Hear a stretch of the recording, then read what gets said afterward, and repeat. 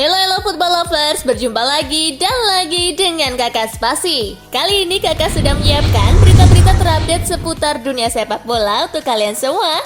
Selamat menyaksikan.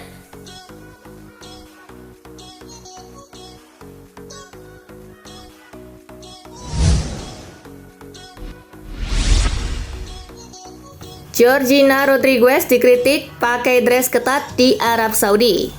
Kekasih Cristiano Ronaldo, Georgina Rodriguez dihujani kritik. Itu gara-gara Georgina pakai dress ketat di Arab Saudi. Itu merupakan postingan foto terbaru Georgina Rodriguez pada Instagram pribadinya. Dilabeli keterangan lokasi kerajaan Arab Saudi dan diberi caption Shooting Day. Masalahnya pada foto tersebut Georgina terlihat memakai dress ketat.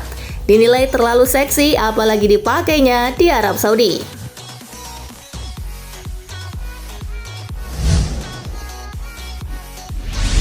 Ratusan pesepak bola perempuan protes kesetaraan jelang Piala Dunia 2023.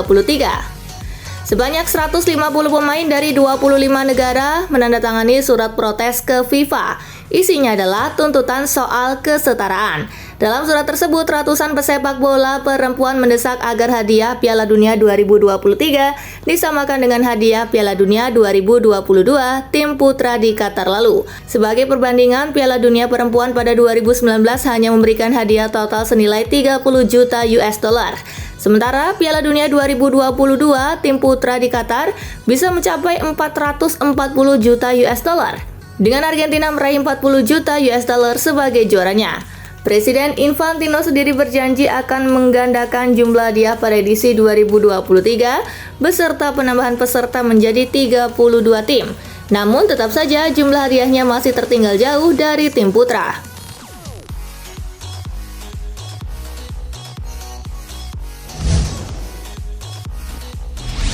Dokumen Barcelona bayar wasit bocor ke publik. Barcelona didakwa membayar ex-pejabat wasit selama hampir 2 dekade. Kini laporan soal suap itu bocor ke publik. Libertad Digital, surat kabar Spanyol yang membongkarnya. Libertad Digital menemukan beberapa dokumen 2-3 halaman. Di dalamnya terungkap isi pembayaran yang menyeret nama Negreira dan wasit Ignacio Iglesias Villanueva yang kini menjadi pejabat VAR di Spanyol.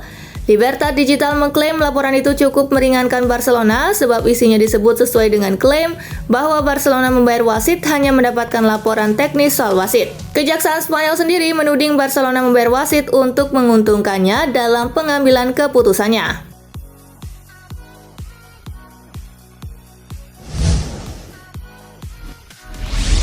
Mikel Arteta lewati catatan Arsene Wenger. Mikel Arteta meraih kemenangan ke-100 di pertandingan ke-168 bersama Arsenal. Sisanya Arsenal kalah 24 kali dan imbang 44 kali. Rasio kemenangan yang diraih Arteta mencapai 59,9%. Situs Arsenal menyebut Arteta menjadi manajer dengan rasio tertinggi. Sebagai perbandingan, Arsene Wenger butuh 184 laga untuk meraih kemenangan ke-100. Rasio kemenangannya sebagai manajer juga hanya 58% dari 1.235 laga yang dipimpinnya.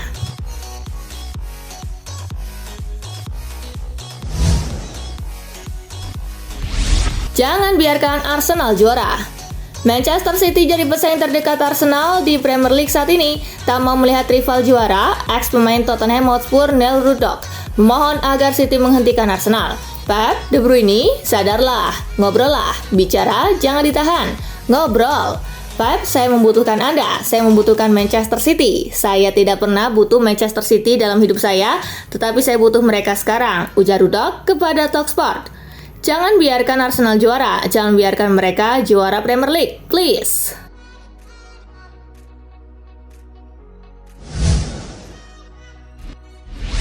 MU dan Chelsea rebutan Kobel. Manchester United dan Chelsea sama-sama mengincar kiper Borussia Dortmund, dia adalah Gregor Kobel. Kobel sebenarnya baru direkrut Dortmund dari VfB Stuttgart pada musim panas 2021. Kiper asal Swiss itu langsung menempati skuad utama. Gregor Kobel baru berusia 25 tahun musim lalu, dirinya mencatatkan 8 clean sheet dari 29 laga di Bundesliga. Kobel masih terikat kontrak sampai musim panas 2026.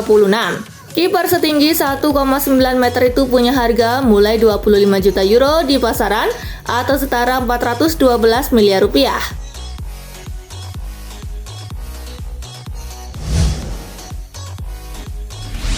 Timnas Swedia panggil Zlatan Ibrahimovic. Zlatan Ibrahimovic dipanggil timnas Swedia untuk tampil di kualifikasi Piala Eropa 2024. Menariknya, Swedia memanggil Ibrahimovic yang saat ini telah menginjak usia 41 tahun. Dengan pemanggilan ini, ia berpeluang mematahkan rekor yang diukir Dino Zoff pada 1983 di kualifikasi Piala Eropa sebagai pemain tertua, yakni 40 tahun 90 hari. Rekor tersebut bisa saja dipecahkan Ibrahimovic apabila tampil di laga timnas Swedia kontra Belgia pada 24 Maret atau Azerbaijan pada 27 Maret 2023 mendatang.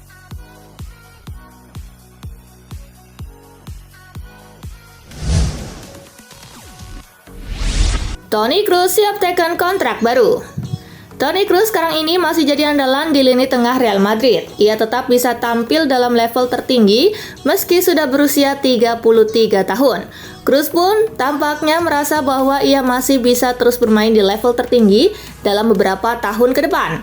Oleh karena itulah, ia disebut telah memutuskan untuk terus bertahan di Real Madrid musim depan. Kabar itu dilansir oleh Mundo Deportivo. Media itu juga mengklaim bahwa Kroos sudah membuka negosiasi kontrak baru dengan pihak Real Madrid. Hasil negosiasi dilaporkan positif. Kedua pihak dilaporkan bakal segera mencapai kesepakatan dalam waktu dekat.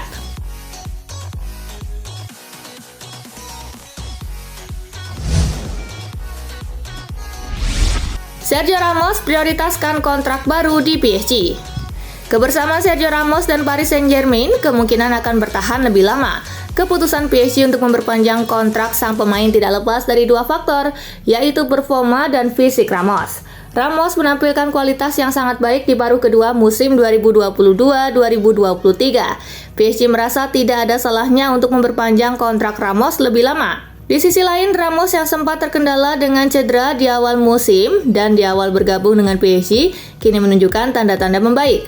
Hal ini membuat PSG lega untuk memberinya kontrak baru.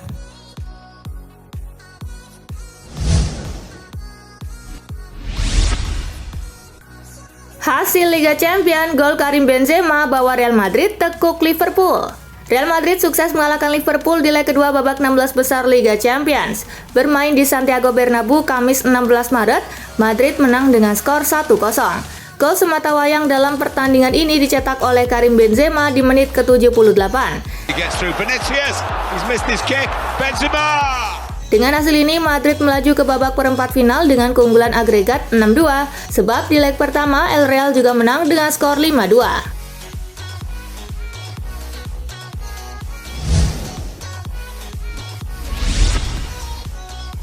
Real Madrid beri Liverpool kekalahan agregat terbesar.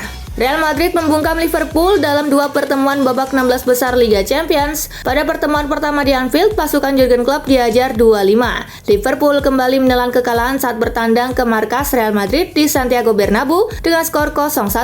Ini berarti Liverpool tersingkir dengan agregat mencolok 2-6. Opta mencatat ini merupakan kekalahan agregat terbesar Liverpool sepanjang riwayat penampilan mereka di fase gugur Liga Champions.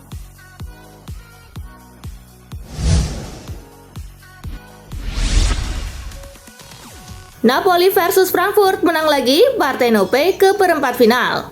Napoli berhasil ke perempat final Liga Champions. Hasil manis itu didapat setelah mengalahkan Eintracht Frankfurt 3-0. Pada leg kedua 16 besar di Stadion Diego Armando Maradona Kamis 16 Maret, 3 gol Napoli dalam pertandingan ini dicetak oleh Victor Osimhen di menit ke-45+2 dan menit ke-53 serta Piotr Zielinski di menit ke-64. Kemenangan 3-0 ini membuat Napoli melaju dengan agregat 5-0.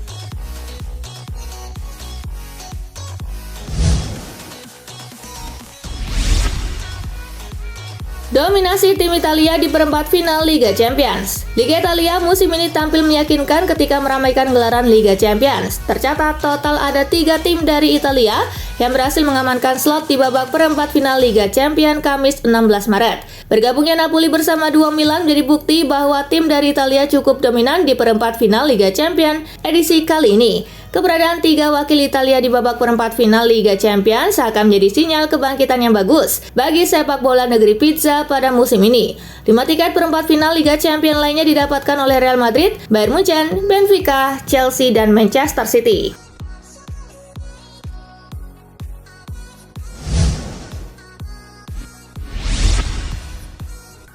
Menurut Pep Guardiola, Napoli adalah tim terbaik di Liga Champions. Manajer Manchester City Pep Guardiola mengaku apabila dirinya sangat terkesan dengan performa Napoli di Liga Champions dan Liga Serie A saat ini.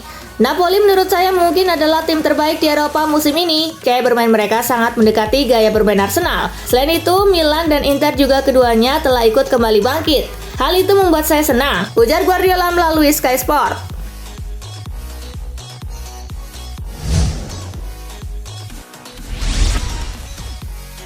Presiden Inter ngebet bertemu AC Milan di babak 8 besar Liga Champions. Inter Milan berhasil meraih satu tempat di babak perempat final Liga Champions usai sanggup menyingkirkan FC Porto.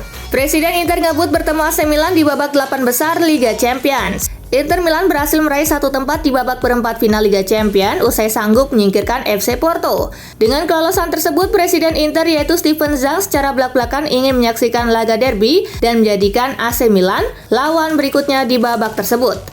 Semua tim yang tersisa adalah tim yang kuat, namun saya harus mengatakan bahwa Derby Milano merupakan laga yang paling emosional bagi saya. Jadi ya, saya ingin hal itu terjadi, ucap pria asal Tiongkok kepada Sky Sport.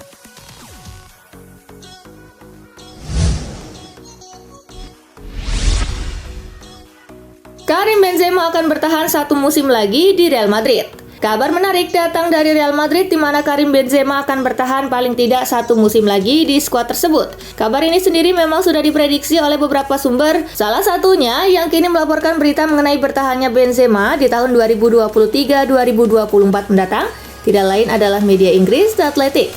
Benzema sendiri memang sebelumnya sempat dipertanyakan mengenai kemana ia akan bermain karena kontraknya akan segera habis. Tapi ternyata sang striker sudah mantap untuk paling tidak bertahan selama satu musim lagi.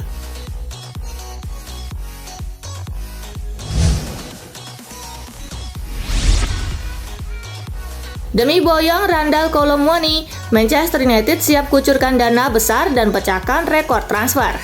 Klub raksasa Liga Inggris Manchester United rela memecahkan rekor transfer dengan dana besar untuk memboyong Randal Kolo Muani. Kolo Muani berencana diboyong dengan mahar senilai 120 juta euro atau sekitar 1,9 triliun rupiah. Kontraknya masih tersisa hingga 2027 sehingga Frankfurt mematok harga tinggi. Sebelumnya biaya transfer tertinggi Manchester United tercipta saat mendatangkan Paul Pogba tahun 2016. Kala itu Manchester United menggelontorkan dana 105 juta euro atau 1,7 triliun rupiah untuk diberikan kepada Juventus.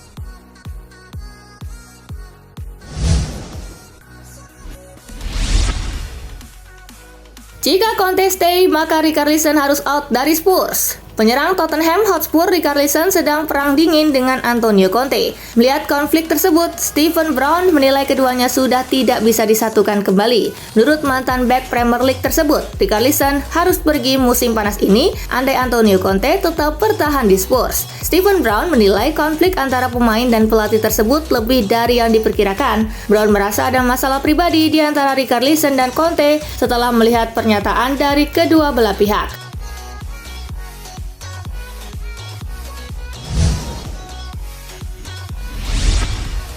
Nah itulah tadi guys, kumpulan berita menarik dan terupdate dari Kakak Spasi. Simak terus ya berita-berita terupdate lainnya dari Kakak Spasi yang pastinya akan Kakak update di Spasi Football News. Tapi jangan ditinggalin ya channel Spasinya, karena Kakak akan update juga tentang fakta-fakta menarik seputar sepak bola dunia. Dan jangan lupa untuk terus di like, comment, share, dan juga subscribe ya. See you guys!